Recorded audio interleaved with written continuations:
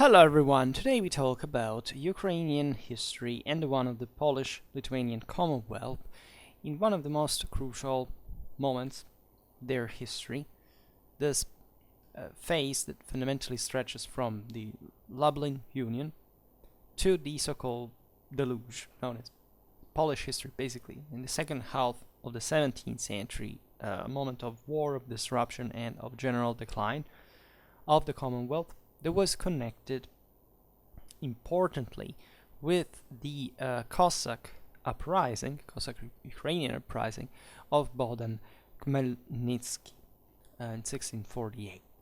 And we have already seen in previous videos how the Polish nobility had entered Ukraine after the Union, which saw essentially the southern parts of the Grand Duchy of Lithuania, the Ukrainian lands passing fundamentally incorporated in the Polish kingdom.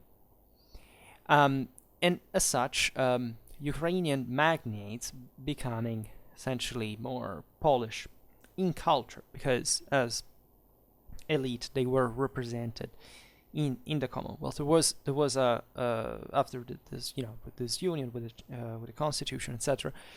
And this was particularly important because the Poles had managed to secure Ukrainian nobility in the control over the very large estates that were becoming a fertile Ukraine that would become crucial for international exports in Western Europe, etc. And this sense in not just in fact polonizing the local nobility, also through, as we've seen, the unification of the Western and Eastern churches within the Commonwealth, with the creation of Uniate Church, but also, of course, of expanding in Ukraine themselves, probably as Polish landowners, and therefore, however, maintaining essentially under the peasantry that in Ukraine was, effectively not represented, didn't have practically rights in the Commonwealth. Differently from Lithuania, the gentry, which was much more consistent than the Ukrainian one and enjoyed distinct place that was sanctioned by the Union, as in fact we talk about the Polish-Lithuanian Commonwealth, not the Polish-Lithuanian-Ukrainian Commonwealth. But this could have happened historically. So today we reflect on this, which was a mischance, but also on the let's say mistakes of ideological nature that have been made historically and historiographically in, let's say, addressing the Ukrainian problem within the Commonwealth as simply a Polish Ukrainian national counterposition, which actually wasn't the case, as Ukraine and Poland at this point were dramatically closer between each other than, Ukraine to Muscovy. That basically was a wholly different cultural reality. So history could have gone in very different ways for lots of reasons that were not just depending on the internal situation here, the negotiation between Poland and the Cossacks. But surely this union, if had integrated further the Ukrainian element in the system, would have probably conferred greater strength to the country, and probably also turned the tides of power in Eastern Europe in favor of the same Commonwealth that in this phase before the deluge was living the golden age, and could have easily curbed Russia for that matter, had it remained more more compact, more cohesive internally. So this is the point. The Commonwealth was the republic of two nations, not of three. The Commonwealth was therefore not predisposed at this point to incorporate within the system the Cossacks. The Cossacks were essentially armed men, generally of peasant origin, than a noble one. There were also noble Cossacks, but the demographic, the social segmentation showing how verticized society was.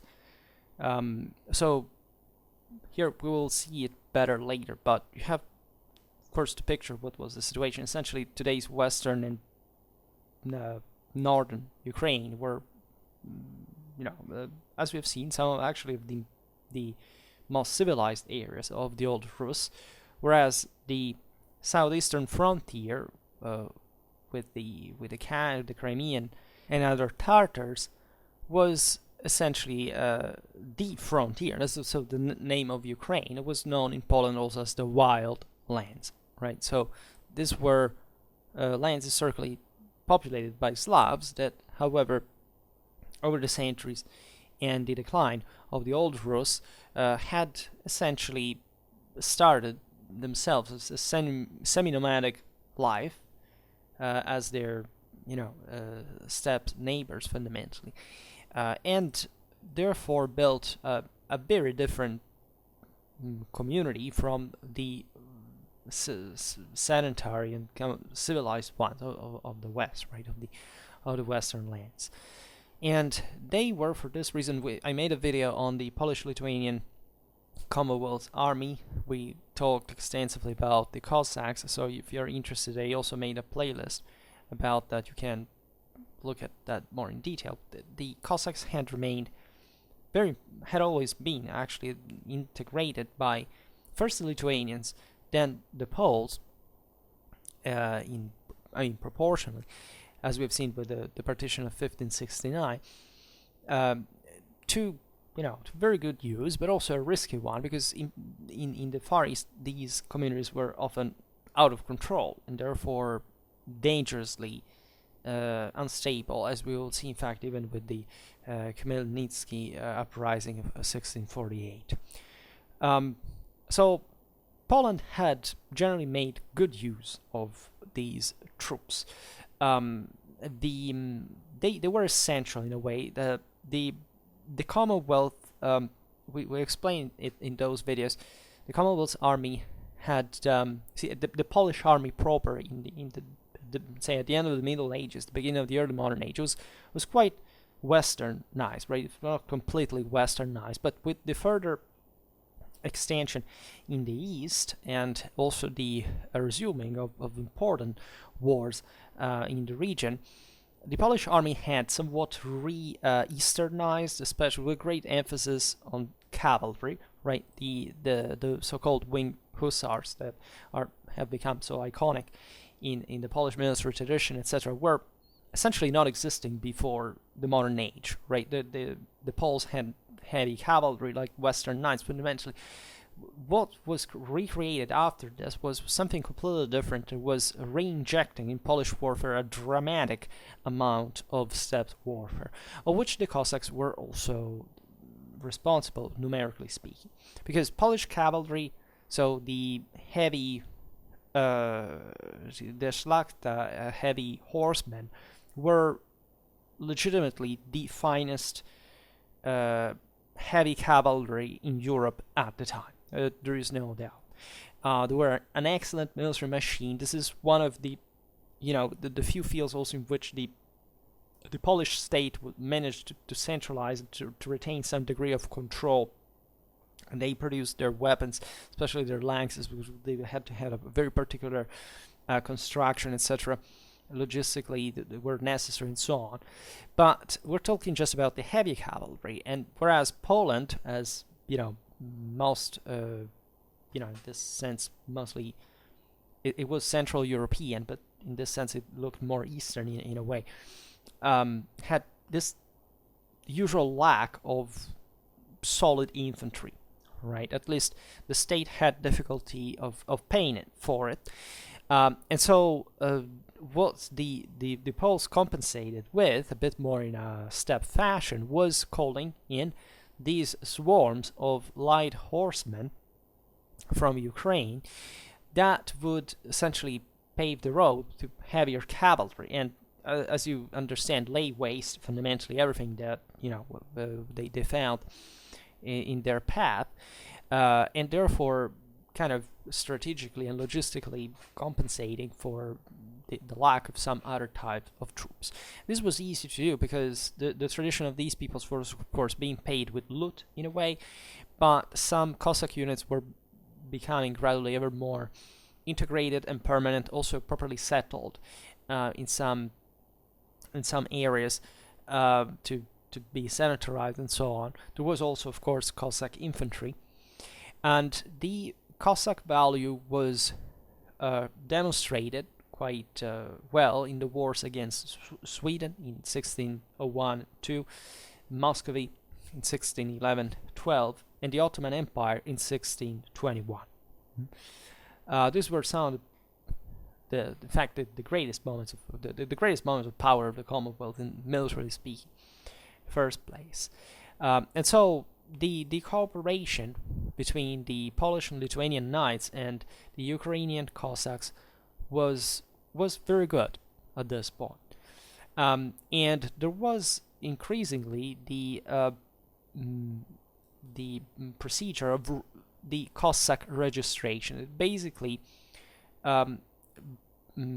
provided for personal liberty in the Commonwealth to the registered Cossack,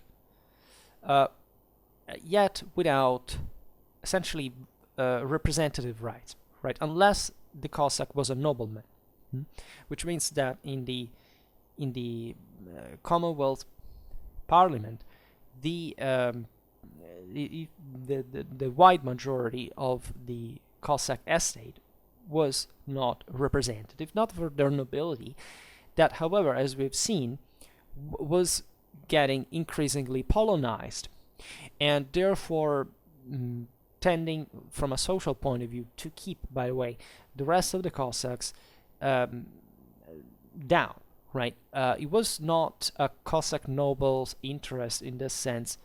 There were different factions, so as we will see now, there was also an internal struggle in this sense. But generally speaking, the Cossack nobility that had representative rights in the Commonwealth was not interested in providing many Cossacks with rights, because those would essentially make them not just like the average peasant that they could keep under without any control by anybody, but something else, somebody who could claim a, some autonomy, some liberty from the magnates' vexation. So there was an inherent tension here, because the Cossacks were also provided with an important military power. Many of them properly lived out there, right? Today we've seen the big scare with the Zaporizhzhia nuclear plant. That's Zaporizhzhia historically was there is a large island in the Dnieper there that fundamentally was the nest of essentially of a Cossack. State is too big of a word, but it was an area. It was famous because this was also a place that was strategically almost impregnable.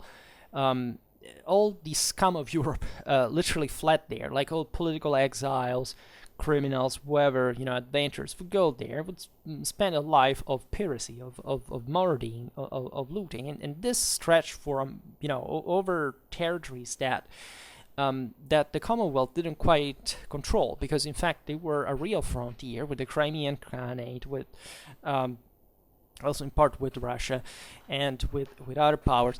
So the threat posed by a Cossack rebellion in these areas was very high, because the Polish-Lithuanian nobility didn't have much of an interest to get engulfed into guerrilla there, and especially without the large numbers of lighter cavalry there, it would have been quite difficult to maneuver properly their own heavy cavalry. So let's say in 1632, after these important wars that I've seen, of course, the Cossacks claiming some further, recognition, was to maintain these units just as small border guards. So essentially recurring to their larger employment in numbers in time of war. So of course this entailed all a political and let's say, retributional negotiation about their service, but it was easy just to call them if there was somewhere, if there was a campaign with the Polish army, Polish-Lithuanian army moving in somewhere, and therefore knowing that there would have been something to loot in along the way. And so many adventurers would have simply joined by themselves, right? We have seen this in many other contexts, historically, especially there in Eastern Europe, but also in the Middle East and so on, that you basically didn't even need to contract much of a broader service. Naturally, Cossacks too had their own heavier cavalry. They at some point they had their own artillery too. I mean, they were just much more massively oriented towards this kind of steppe tradition, which was, however, quite effective also on its own in those lands. And the Cossacks became very resented, however, after 1643, where the Commonwealth neglected to pay the registered ones that were, in this sense, recognized properly by the state as, in the right of requiring such compensations. So, in other words, these people were mobilized militarily, but they wouldn't get a formal reward, which was a big deal. And there was properly not even a platform from which the Cossacks could really speak, because the Ukrainian Cossacks had never been properly had never been recognized institutionally within the Commonwealth. So there was probably a cultural difference as well. I mean, the Lithuanian gentry had been observing Polish norms for centuries at this point, so it wasn't in the position to negotiate, right? In the strength position to negotiate the Lublin Union, and therefore making the Commonwealth about those Poland and Lithuania.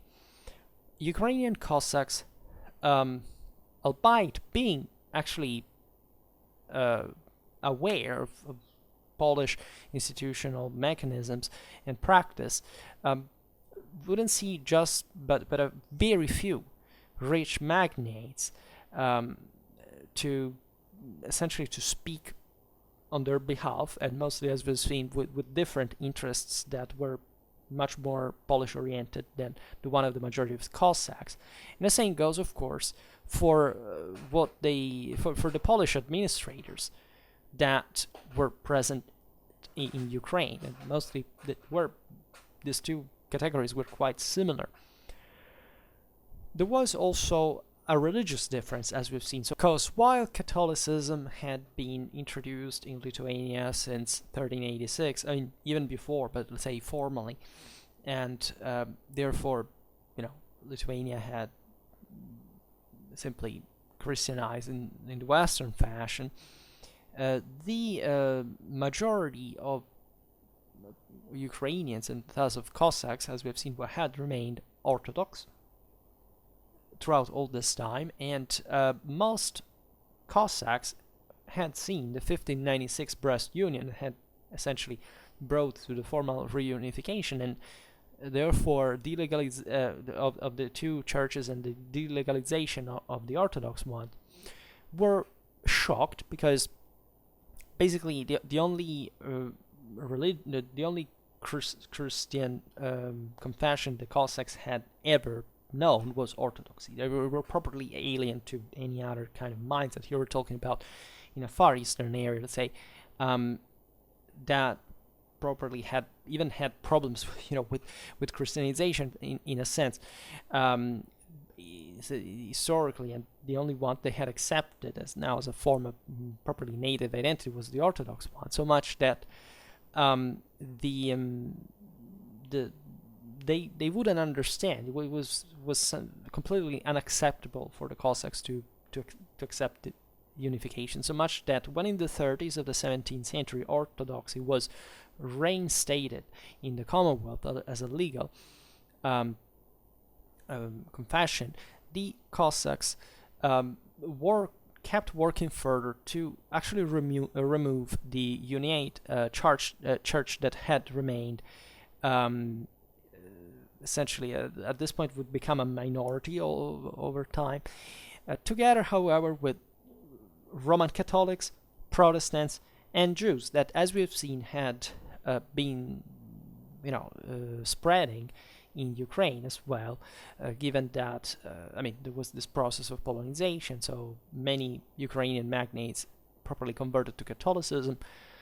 The ones that were not really convinced about the Uniate Church also converted to Protestantism against Poland.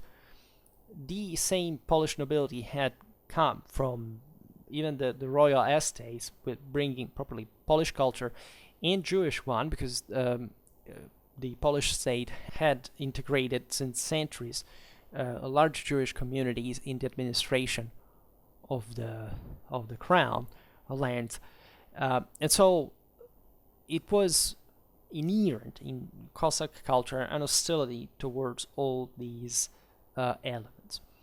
It was not impossible to negotiate this, and thus there were machinations to come to an agreement, but the Cossacks were definitely cautious, if not properly worried and alert about this, because they wouldn't at point even manage to negotiate with the Orthodox hierarchy in Kiev.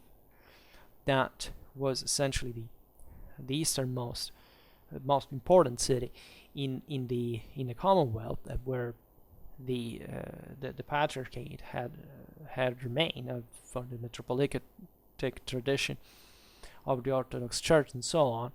That, however, was increasingly more tied to the fate of the Commonwealth. So the most important thing in general was, however, the lack of representation, right? Orthodoxy was defended by lay soldiers. Polish customs were essentially taken for granted by rebels against Polish rule. There was also Ukrainian nobility. There was a Cossack officer corps, and there was still an overlapping between all these groups. So negotiations were still possible after all. Arguably the most important divisions were social, and as a consequence political. So it was not a matter much of what religion they were or not, but what these religious groups actually mirrored in this broader political and social sense, and mostly the question of the land and the individual representation. So the Polish and Polonized Ukrainian elite dominated local politics. Minor gentry, such as the one from which the same Bogdan Khmelnytsky originated, were denied by them traditional rights. The history of Bogdan Khmelnytsky, that today we don't make in detail, but is, as you know, is one of the most famous and important in Ukrainian national identity, quite a controversial one, right? He is somewhat a romantic and tragic hero at the same time. He lived between 1595 circa to 1657. He was a registered Cossack who at some point fled his headquarters after a Polish official stole his land, took his wife, or at least his lover, because Cossacks were not that formal in such things, but anyhow also murdered his son. So at that point he became the Cossack hetman, the head properly of the Cossacks, and began the massive uprising of 1648. And he managed to inflict Poland a dramatic blow that would have enormous consequences in the Commonwealth's history, and as a consequence too in Central in Eastern European history. Khmelnytsky rebellion succeeded not much because of a Ukrainian Union against Poland, as kind of a nationalistic interpretation like to stress, at least it did in the past, but because the same system was divided horizontally, let's say, within the same nobility that controlled the country. In some ways, the greater the economic ties between the Ukrainian nobility to the Commonwealth, because of the grain exports of this great, social status they had acquired, political prerogatives acquired within the Commonwealth, provided for the fuel for the Cossack revolt that was demanding more prerogatives in the representative system. And there were interesting dynamics within the same Ukraine, because many peasants began to escape their estates. As magnates oppressed them, some of them would move further south towards the Crimean Khanate. That surely was not much of a good area to dwell in, given that the Tartars periodically waged properly raids in these lands for enslaving the local populace, and in fact bringing them back as slaves in their own land. So also many Ukrainian peasants joined the ranks of the Cossacks, also further east, and this was in some ways a good opportunity, because literally the everybody knows who has studied this, the history of the Polish Szlachta, how ferocious. But this was present basically all over. This is where, say, toward the eastern you went, right? But even just in a Central European country like Poland, the oligarchic nature of society and the peasants were considered like subhuman beings. There was a ferocious, as fanatic elitism and sense of themselves. Also because, by the way, the Szlachta was made up of still real knights that had still probably a medieval mentality, with all the pride and capacity and violence and honor that they could display in some of the most famous cavalry charges in military history, as you know at this point. So the Cossack lifestyle, it was shaded in many ways, but it was fundamentally a form of monarchy. It was more sometimes the only option these peasants had, or at least a better one, beyond being a magnate's serf or a Tartar slave.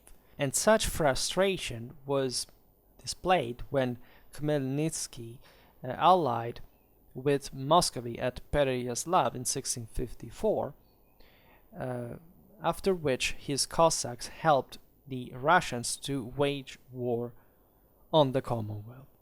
Now you understand how disgregated such Ukrainian issue became, because at that point what the Cossacks were asking, after all, was essentially a recognition of greater prerogative of their registered elements who had served Poland and Lithuania in their wars successfully, by the way. And now instead such rebellion was essentially bringing an external the Cossacks to ally with an external foe of the Commonwealth at its detriment. And what followed from these events is one of the darkest moments of the many, unfortunately, in Polish history, in the history of the Commonwealth at that point, actually broadly meant, which killed perhaps 1/3 of its population of 10 million. And it's difficult not to see in such a blow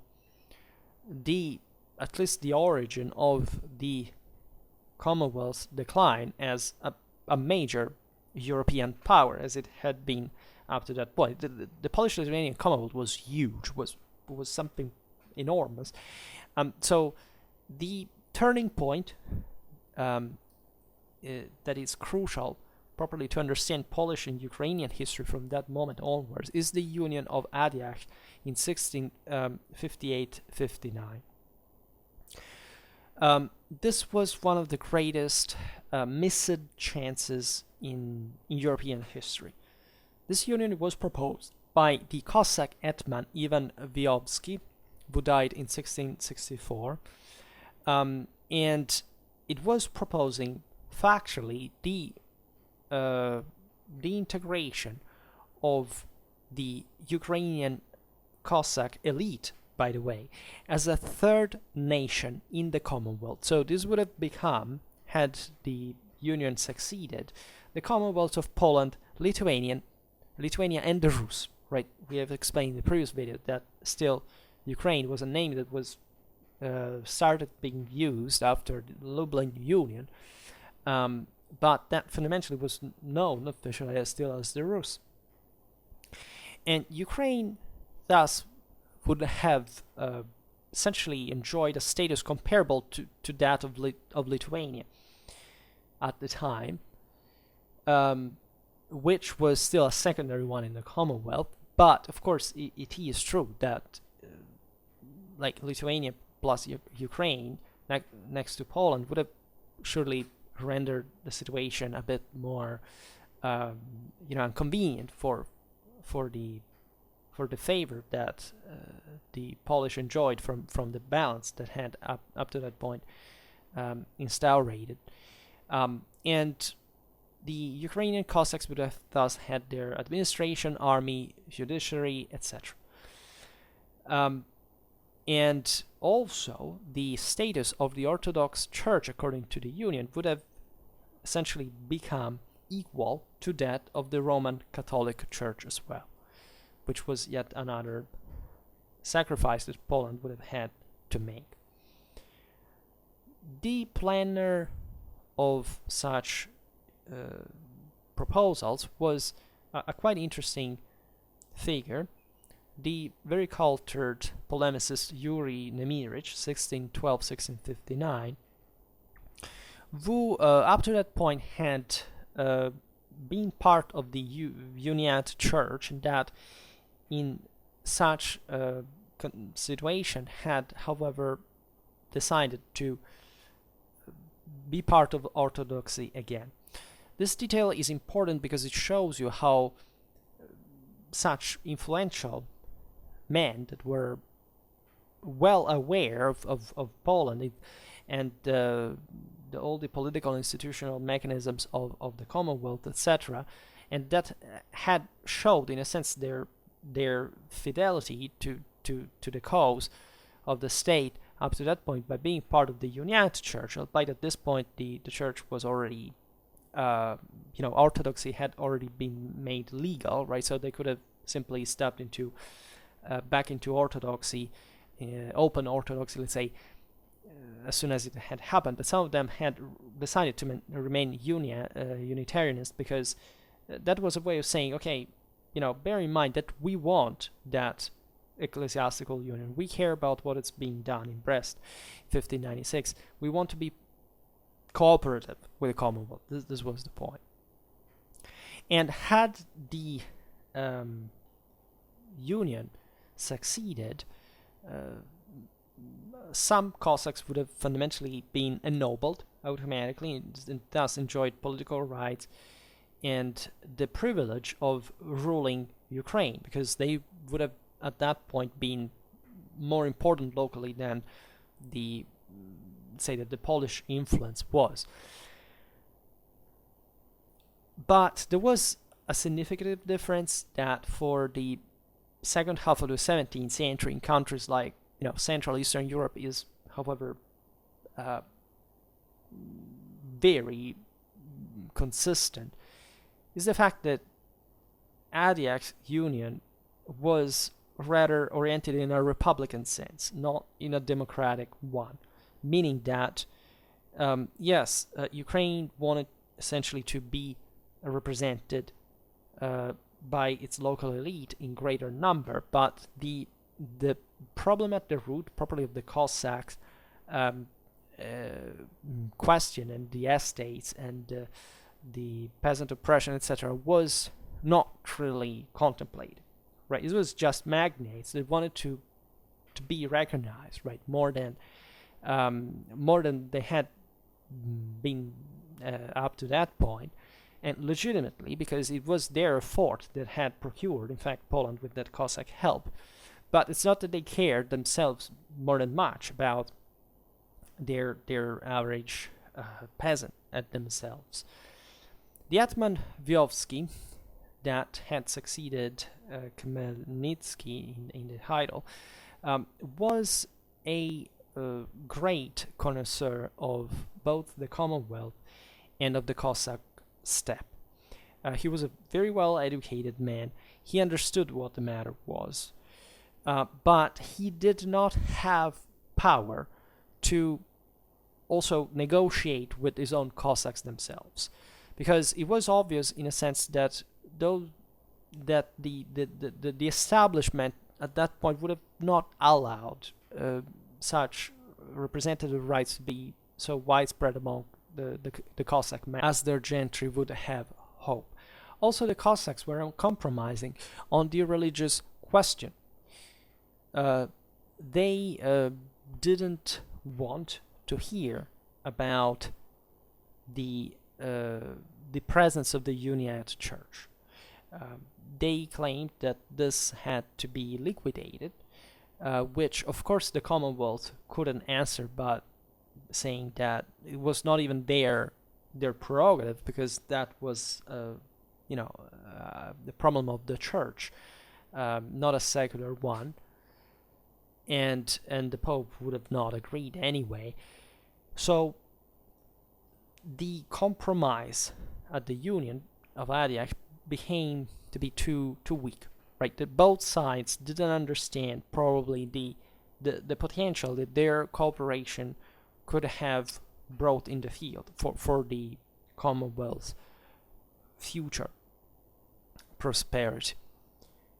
And Vyhovs'kyi was also not exactly the most charismatic of the leaders at that time, didn't have, as we've seen, a control on the entire Cossacks at that point, so much that when the Muscovites renewed their attacks on the Commonwealth, they began to support Vyhovs'kyi's enemies, so much that he was overthrown from the Atmanate and he fled Ukraine.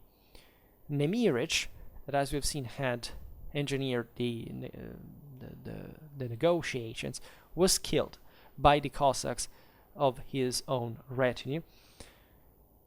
The mass of Cossacks at this point just was interested in their personal freedom.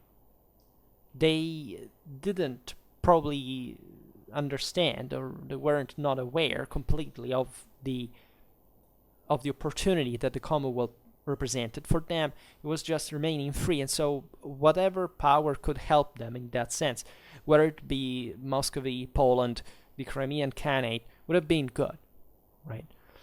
So understanding this, also the Polish gentry that had been interested in the Union after all, realized that the Atmans with whom they had been negotiating were effectively not in control of the Cossacks and consequently not in control of Ukraine, then bailed completely out, because saying, what the hell are we even negotiating if, the other side is not even factually listening to us.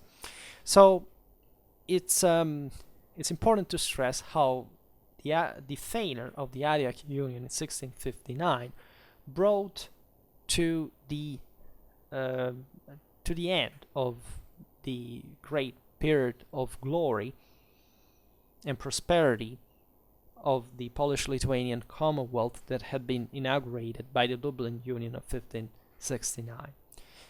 And this is really a big chapter in European history for a number of reasons. The first one being properly the international context. I know that Polish-Lithuanian history is not very popular today, but if you contextualize it in the times, you realize how enormously endowed with potential such state really was, because in the golden age of Poland, the rest of Europe was in a freaking mess, right? Germany was divided between Lutherans and Catholics. France too, because they were fighting between Catholics and Huguenots. The wars of religion was terrifying. The Habsburgs were weak. At this point, they were struggling properly to centralize, to keep their lands together. They even paid tribute to Constantinople at this point. Spain was in black crisis, let's say, with the 80 Years' War in the Netherlands, from which they would have emerged bled out, and at the same time, the Catholic world was being, let's say, scientifically limited by the work of the Inquisition because of the constant struggle with the Protestants. So if you look at Poland-Lithuania, this was factually the most powerful country in terms of political capacities, let's say, to expand further, right, to enact, for example, institutional reforms, trying to centralize. So we don't have to go back into Polish or Lithuanian history to explain, of course, why eventually the state in the longer period failed, while there wasn't like a centralization like in Western Europe. After all, that probably those conflicts helped to strengthen the necessity of a greater centralization. I mean, think about England, the same point, right? What the civil wars, the revolutions actually brought to the country in terms of political and institutional development. Also, Western Europe was coming from a different socioeconomical background in the first place. Just it was more resourceful, more advanced, and so on. The Central European monarchies had fundamentally been choked by the nobilities that had turned them into something elective. So the Commonwealth was born with that limitation, right? That also later on would be ideally, yes, in a romantic sense, was endowed with this kind of aura of constitutionalism, the idea that the local subject could have curbed the monarchic action because of their rights, their prerogatives, and so on, but factually was just the nobility overly empowered in an oligarchic fashion to choke the same monarchy, to effectively abort the process of centralization in a modern direction. All this, however, happened in a very long time, and Polish-Lithuanian Commonwealth was a hell of a power that still stood on its feet and was capable of properly waging war against basically all its neighbors successfully, and to thus, display some potential even in the direction of some internal strengthening. It is true that these lands were also particularly not very advanced economically. The fact that this Ukrainian problem had presented was, after all, connected to the necessity of Poland and Lithuania to secure ever more tightly the grain production to export in Western Europe. So what the hell did the Cossack want, right? They wanted to stay on their own to do what? How could you trust them? How could you negotiate eventually? How could you give up what you had seized in Ukraine? But on the long term, it seems that probably the best option at Hadiach would have been to agree to successfully negotiate the integration of Ukraine as a third nation in the Commonwealth, right? Naturally, many things in the Commonwealth's history could have gone differently for Poland to have survived. Too many things could have gone differently, but the Hadiach Union represented a turning point where much could be fixed had the two sides wanted to find a compromise. What happened in the Union also marked a watershed, properly from a historiographical point of view, for a long time, because both the Polish and Ukrainian national ideas were importantly defined by the Cossack uprising and all of its consequences. So the idea is that, you see, either Poland or Ukraine made it fail, so it's their fault. Those are the good guys, the bad guys. Those are just the Catholic Poles. Those are the Orthodox Ukrainians. There's something different. They had nothing in common. Blah blah blah. This is really not the case, right? This is, of course, an idea that was developed further in the age of nationalism, etc., during the 18th, the 19th centuries, where lots of things had already happened, including the final dissolution of the Commonwealth, as you know, in 1795, that had been partitioned in the meanwhile between the Prussians, the Russians, and the Austrians. And the opposition instead between Poland and Ukraine, Poles and Ukrainians, is exaggerated, and especially it is in the in the frame of the eventual incorporation of Ukraine under the Russian domination. The dominating culture in Ukrainian administration, the army, even the economy, was Polish. The Atmanate used Polish currency. Polish was used in the military commands, in the local, commerce, etc.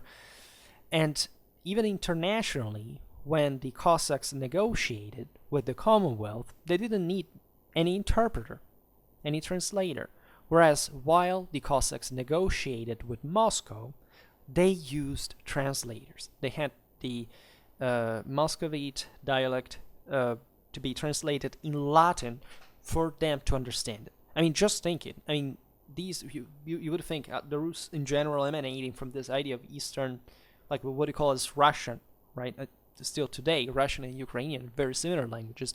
They understand each other today, but after, centuries of much closer ties, at the time they wouldn't, right? It was easier for an Eastern Slavic people like the Ukrainians to understand a Western Slavic language like Polish, whereas they wouldn't actually understand the language of Moscow that, had originated from quite kind of distant and also culturally obscure, background in general. I mean, as we've seen, the lands of Ukraine had been historically, culturally the most advanced. The Ruthenian had civilized Lithuania, was the seat of a great culture. Moscow appears in the historical sources, while Kiev was already essentially was the hegemonic power in the Kievan Rus.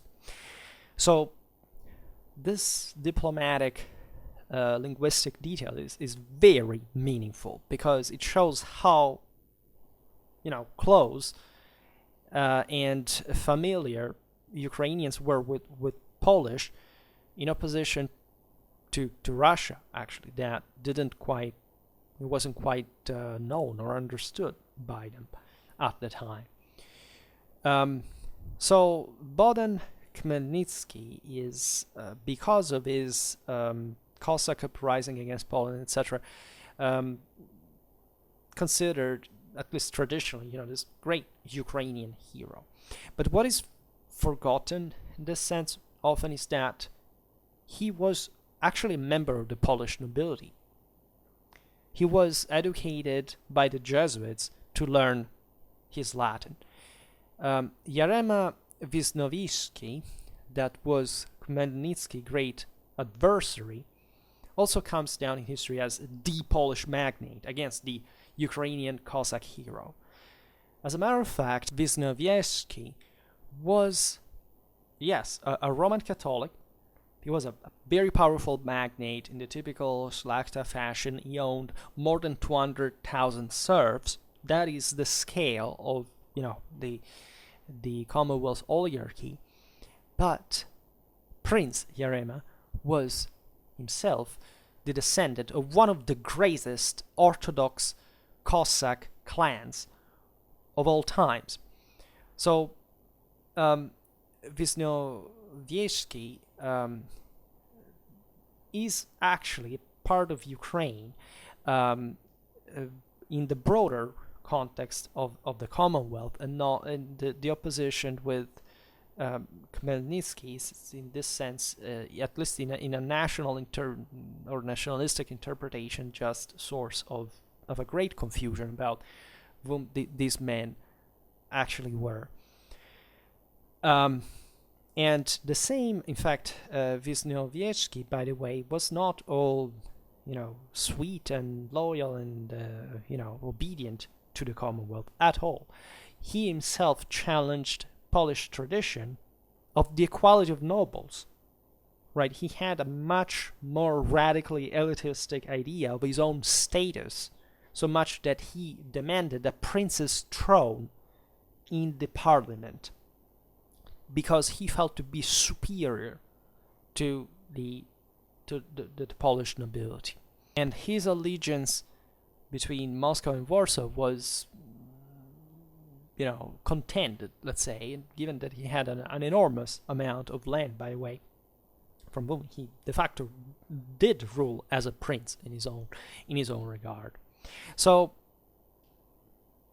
again, this bicultural identity, right? Vyhovs'kyi was actually Vyhovs'kyi in Ruthenian. In Ukrainian, we can say.